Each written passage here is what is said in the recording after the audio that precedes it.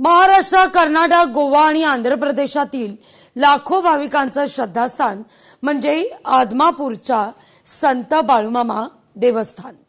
या देवस्थानात तब्बल 60 कोटी 75 लाख रुपयांच्या आर्थिक गैरव्यवहाराचा गुन्हा दाखल झालाय, ज्याची चर्चा राज्यभरात होतीये।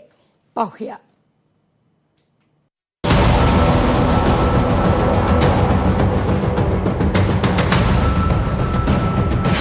कोल्हापूरच्या संत बाळूमामा देवस्थानात 60 कोटी 75 लाखांचा घोटाळा। अयोध्येतील राम मंदिरानंतर बाळूमामा देवस्थानातही आर्थिक घोटाळा। तत्कालीन निरीक्षण अधिकारी सचिव यांच्यासह अन्य विश्वस्तांवर गुन्हे दाखल। कोल्हापुरातल्या भुदरगड तालुक्यातील आदमापूर येथील संत सद्गुरू बाळूमामा देवस्थान हे लाखो भाविकांच्या श्रद्धेचं केंद्र आहे।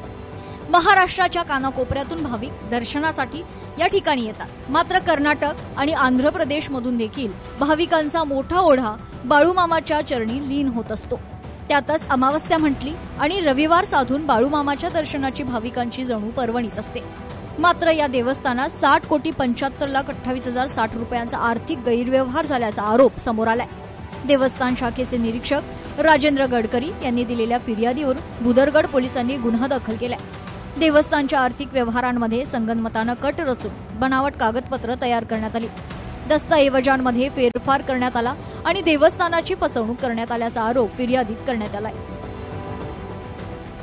या प्रकरणात तत्कालीन निरीक्षण अधिकारी तथा तत्कालीन कार्याध्यक्ष रागिणी झुंबरलाल खडके, तत्कालीन सचिव रावसाहेब कोणेकेरी यांच्यासह देवस्थानाशी संबंधित इतर विश्वस्त, व्यापारी, कंत्राटदार आणि मध्यस्थ व्यक्तींविरुद्ध गुन्हा दाखल करण्यात आलाय।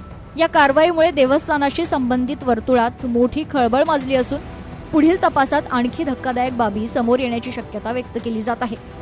संभाजी ब्रिगेडचे जिल्हाध्यक्ष प्रवीण पाटील यांनी या प्रकरणात संपूर्ण विश्वस्त मंडळाच्या भूमिकेची चौकशी करून दोषींवर कठोर कारवाई करण्याची मागणी केली आहे। काही दिवसांपूर्वी धर्मादाय निरीक्षक रागिणी खडके यांचं निलंबन झाल्याचाही त्यांनी उल्लेख केला। सध्या या प्रकरणाचा तपास भुदरगड पोलिसांकडून सुरू असून अद्याप कोणालाही अटक करण्यात आलेली नाही।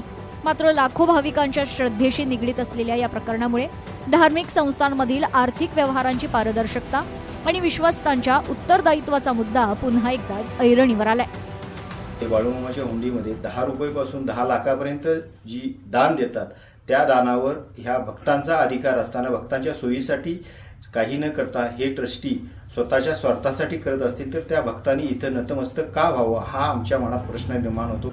या ट्रस्टींच्यावर गुन्हा का दाखल होऊ नये असा आमचा त्यांच्यावर आरोप आहे आणि तो आरोप त्यांनी आपण स्वतःहून मान्य करावं आणि स्वतःहून त्यांनी सरेंडर करावं की आम्ही हा गुन्हा केलेला आहे। ट्रस्टमध्ये मोठा आर्थिक गैरव्यवहार, देवस्थानच्या मालकीच्या जमिनींची बनावट खरेदी विक्री, ट्रस्टच्या निधीचा वैयक्तिक फायद्यासाठी गैरवापर, बाळूमामांच्या मेंढ्यांची विक्री करताना नियमांचं उल्लंघन, कुठलीही प्रक्रिया न राबवता अनेक व्यवहार, निविदा काढताना घोळ। बाळूमामा देवस्थानातील घोटाळ्याची व्याप्ती मोठी असून या घोटाळ्याबाबत कोल्हापूरकरांनी आणि बाळूमामाच्या भक्तांनी नाराजी व्यक्त केली आहे। या संपूर्ण प्रकरणाच्या मुळापर्यंत जायचं असेल तर ईडी मार्फत तपास व्हावा अशी मागणी केली आहे। आर्थिक गुन्हे अन्वेषण शाखा तपास करते, पण त्यांना मर्यादा आहेत। याची तपासणी खरं तर ईडी सारख्या मोठ्या संस्थेकडनं करायला पाहिजे, कारण हा गुन्हा 60 कोटी किंवा किरकोळ नाही तर 600 कोटीच्या वर आहे। लोकांच्या ज्या भावना आहेत, लोकांची जी श्रद्धा आहे, त्याचा हा पैसा आहे आणि या पैशाचा विनियोग देवाच्या चांगल्या कामासाठी व्हायला पाहिजे होता, पण यांनी भ्रष्टाचार करून यांनी स्वतःची घरं भरल्यात। ट्रस्टी धर्मदाय आयुक्त नेमकं करते काय? धर्मदाय आयुक्तांचं सुपरविजन असणं आवश्यक आहे, परंतु धर्मदाय आयुक्तातला अधिकारी जर त्यामध्ये सामील होऊन चोरी करत असेल तर मग विश्वास कोणावर ठेवायचा? त्यामुळे संगणमतानं झालेला हा एक दरोडा आहे आणि यासाठी याच्याकडे बाबतीत SITच निर्माण झाली पाहिजे।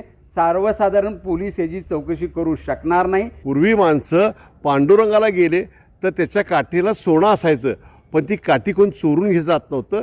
लोकांची त्याच्यावर भक्ती होती। ह्या भक्तीवर काढणारा घाला या सर्व लोकांची चौकशी झाली पाहिजे आणि त्याच्यामध्ये विशेष करून विस्तृतपणानं याच्यामध्ये एकच नाही आहे, 2 लोकांच्या सत्कृत दर्शनी दिसतंय, पण त्याची कोल्हापूरचे जिल्हा पोलीस प्रमुख यांनी चांगल्या पद्धतीत चौकशी करून या चेनमध्ये असणाऱ्या सर्व लोकांना अटक ताबडतोब झाली पाहिजे। कोल्हापुरातल्या आदमापूर इथल्या श्री संत बाळूमामा देवस्थान ट्रस्टमध्ये झालेल्या घोटाळा प्रकरणी तत्कालीन निरीक्षण अधिकारी रागिणी खडके आणि सचिव रावसाहेब कोणेकरी यांच्यासह अन्य विश्वस्तांवर भुदरगड पोलीस ठाण्यात गुन्हा दाखल झालाय. या गुन्ह्याची व्याप्ती फार मोठी असल्यानं याचा तपास आर्थिक गुन्हे शाखा करत आहे. हे सगळ्यांची चौकशी यामध्ये होणार आहे. यामध्ये साक्षीदार मिळवणं फार महत्त्वाचं आहे. देवस्थानमध्ये जाऊन या गोष्टी करणं आहे. सगळंच आहे. जे भक्तांनी दिलेलं दान आहे याच्याबद्दल झालेला अनियमितता अपार आहे. तर ही सगळी मोठी व्याप्ती असल्यापासून सखोल तपास करणं फार गरजेचं आहे. यामध्ये हे जो 2 आरोपी आहेत, परंतु आर्थिक गुन्ह्याच्या अनुषंगानं पहिला चौकशी आणि पुरावे गोळे करणं फार महत्त्वाचं आहे.